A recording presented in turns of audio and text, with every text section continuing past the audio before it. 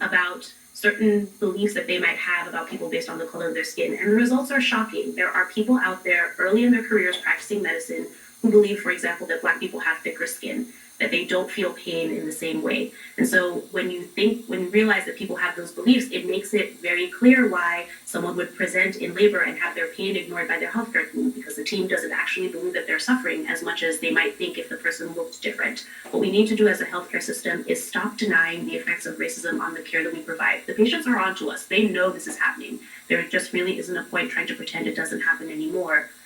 Wade, you're like shaking your head yes to the whole thing.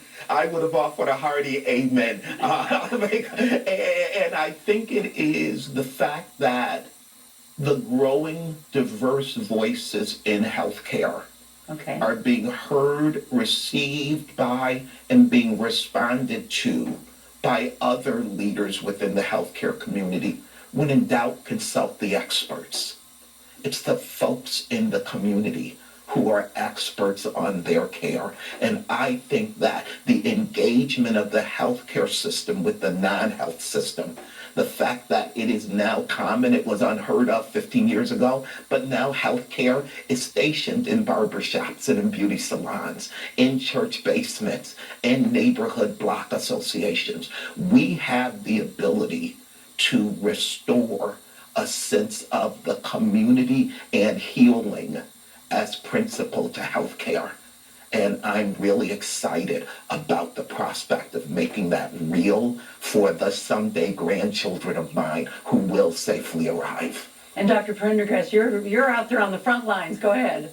I was just going to jump in and say that, I think that it's important that we look at all of this in the context of health equity, right? And understanding that the playing field is not level, and there's going to be different amounts required to get folks up to an adequate level. And that cuts across all the interventions and the approaches that we can take. So when we're talking about education among healthcare professionals, that's, starting as, with our medical students, residents, fellows, understanding that people are coming and everyone has unconscious biases. And so we have to get to a point where we're comfortable having those conversations and understanding again that, we're doing this in the context of health equity, right? And so you understand it's not about giving everyone equal amounts. We're not talking about health equality. We're talking about equity, right? So everyone's not at the same level. And when we use that kind of approach to kind of use it to educate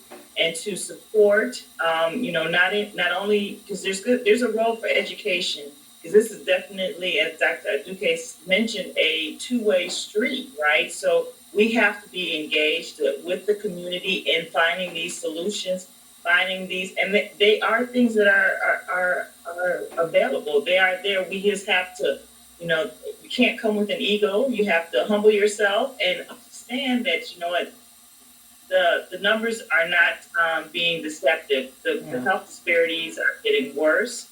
Women of color are dying. And so that is a reality. And so we have to look at, across the entire spectrum, where's our opportunity? How do we go about this? And what is the framework in which we're going to operate?